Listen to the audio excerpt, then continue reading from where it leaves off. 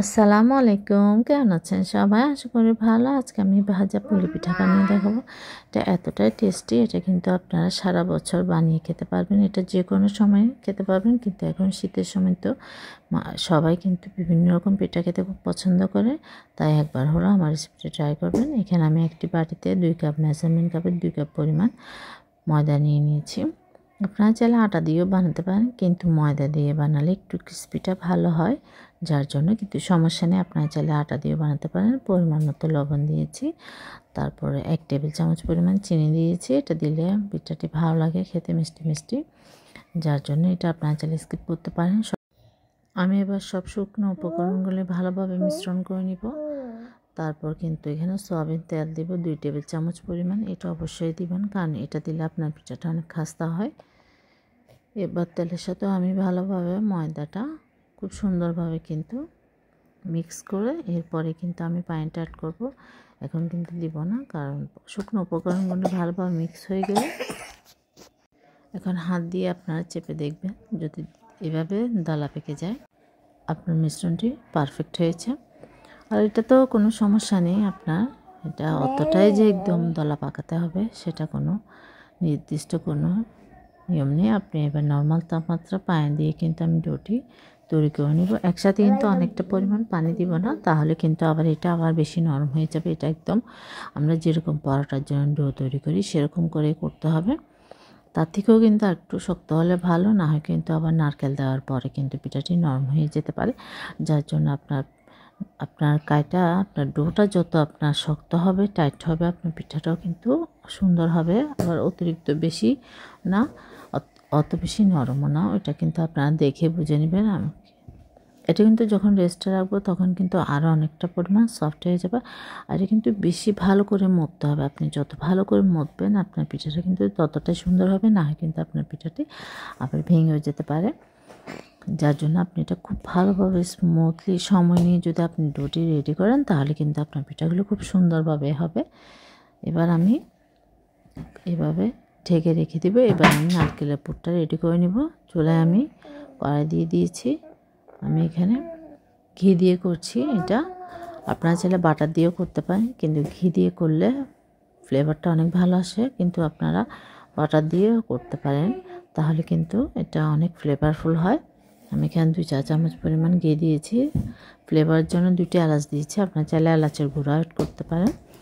অনেকে কিন্তু এরকম গোটা এলাচ খেতে চায় না, গুঁড়াটাও দিতে পারেন, তাহলে কিন্তু খুব নারকেলের মধ্যে খুব সুন্দর একটা ফ্লেভার আসে।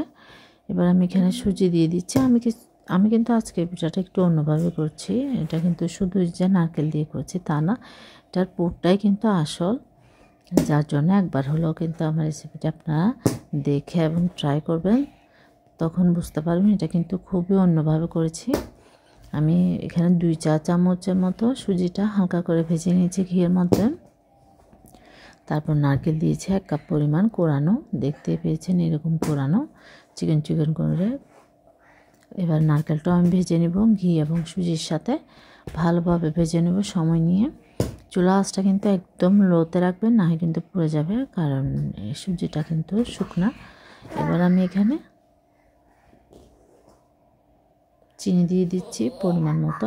মিষ্টিটা আসলে আপনারা যতটুকু খেতে চান সেই অনুযায়ী দিয়ে নেবেন। আমি এটাতে মিষ্টিটা আমার পরিমাণ মতো দিয়ে নিচ্ছি, আপনারা আপনাদের পরিমাণ মতো দিয়ে নেবেন। দিয়ে এবার ভালোভাবে নাড়াচাড়া করে নিচ্ছি। চিনি থেকেও কিন্তু সামান্য পরিমাণ পানি ছাড়বে, ওই পানি থেকে কিন্তু আমি নারকেলটা খুব সুন্দরভাবে রান্না করে নেব। এবার গুঁড়া দুধ দিচ্ছি আমি 3 চা চামচ পরিমাণ। এটাও কিন্তু অবশ্যই দিবেন গুঁড়া দুধ, এখানে কিন্তু লিকুইড দুধ ইউজ করবেন না, তাহলে কিন্তু এটা আবার নরম হয়ে যাবে। এটা অবশ্যই কিন্তু গুঁড়া দুধ অ্যাড করবেন। 3 চামচ না দিলে আপনারা 1 চামচ বা 2 চামচ দিতে পারবেন। এবার ভালো করে নাড়াচাড়া করে নেবে। এটা কিন্তু আমি আবারও বলছি, চুলা আঁচটা কিন্তু একদম লোতে রাখবেন, না হয় কিন্তু পুড়ে যাবে, আপনার ফ্লেভারটাই নষ্ট হয়ে যাবে। তারপর এখানে আমি কিশমিশ এবং কাঠবাদাম দিচ্ছি কুচি করে। এটা কিন্তু প্রতিটা কামড় যখন নারকেল এবং কিশমিশটা পরে খাওয়ার সময়, তাহলে কিন্তু অনেক ভালো লাগে, যার জন্য আপনারা এটা অবশ্যই দিবেন। কাঠবাদাম না হয় কাজু বাদাম যে কোনো একটা দিবেন, কিন্তু এখানে কোনো চীনা বাদাম অ্যাড করা যাবে না। আর না হয় শুধু কিশমিশ সেটা অ্যাড করতে পারেন, না হয় শুধু বাদাম, যার কাছে যেটা অ্যাভেলেবেল থাকবে সেটাই করে নেবেন। আমার তৈরি করা হয়ে গিয়েছে। এবার আমি পিঠাটি বানিয়ে নিচ্ছি। দেখতে পাচ্ছেন আমি প্রথমে লেচি কেটে নিয়েছি সবগুলা। তারপর কীভাবে করছি আসলে এটা মুখে বলে বোঝানো যাবে না, আপনারা জাস্ট একটু খেয়াল করলে বুঝতে পারবেন। প্রত্যেকটা পিঠা কিন্তু খুব ক্লিয়ারভাবে দেখিয়েছি। 3 রকম করে ডিজাইন করেছি আমি। প্রত্যেকটা ডিজাইন কিন্তু আমি আপনাদের বোঝার সুবিধার্থে খুব স্পষ্টভাবে দেখিয়ে দিয়েছি। যারা নতুন তারা কিন্তু চেষ্টা করলে কিন্তু খুব সহজেই এই পিঠাটা বানিয়ে নিতে পারবেন। আশা করছি আপনাদের ভালো লাগবে, আপনারা অবশ্যই তৈরি করতে পারবেন। দেখুন ডিজাইনটা খুব সুন্দরভাবে করছি, খুব সহজভাবে করছি।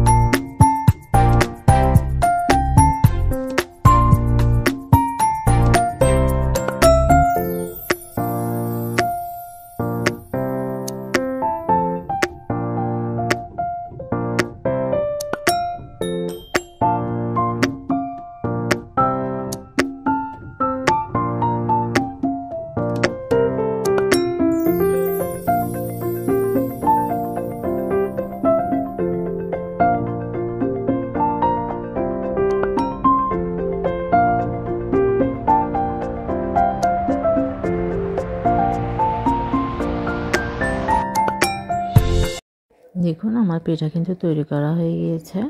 কয়েকটা পিঠা আমি ফ্রোজেন করেছি। এবার আমি চুলায় প্যান দিয়ে পরিমাণ মতো তেল দিয়ে দিয়েছি। তেলটা কিন্তু মিডিয়াম টু হাই হিটে রেখে কিন্তু গরম করে নেবেন। বেশি গরম করলে কিন্তু আপনার উপরে কালার চলে আসবে, তাহলে কিন্তু আপনার পিঠাটা পুড়ে যাবে আর সুন্দর হবে না, এটা বেশি শক্ত হয়ে যাবে। যার জন্য এটা আপনার তেলটা গরম হওয়ার পরে কিন্তু চুলা আঁচটা মিডিয়াম করে দিবেন। মিডিয়াম করে কিন্তু আপনারা এবার পিঠাগুলো উল্টিয়ে পাল্টিয়ে ভেজে নেবেন। আর ফ্রোজেন করে থাকলে কিন্তু চুলা আঁচটা প্রথমেই কিন্তু মিডিয়াম করে রাখবেন, পরে মিডিয়াম টু হাই করে ভেজে নিতে পারবেন। আর আপনারা ফ্রোজেন করলে আপনারা এটা কিন্তু 5-10 মিনিট আগে বের করে রাখবেন, না কিন্তু এটা আপনার পিঠাটা বরফ থেকে যাবে।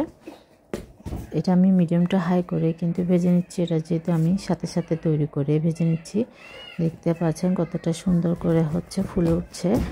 এটা আমি হালকা করে ভেজে নিব। আপনারা চাইলে আপনাদের পছন্দ মতো করে ভেজে আরও হালকা করে ভাজতে পারেন। আমি একটু লাল লাল করে ভেজেছি। এভাবে করে কিন্তু আমি প্রত্যেকটা পিঠা খুব সুন্দরভাবে উল্টিয়ে পাল্টিয়ে ভেজে নিব। এভাবে করে আমি উল্টে পাল্টে খুব সুন্দর করে ভেজে নেব। দেখতে পাচ্ছেন মশলা করে কতটা সুন্দর হয়েছে।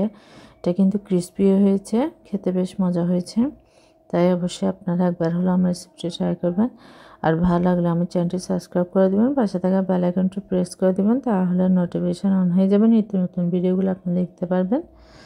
এভাবে করে আমি সবগুলা ভেজে তুলে নিব। দেখুন কাছ থেকে দেখিয়ে দিচ্ছি কতটা সুন্দর হয়েছে।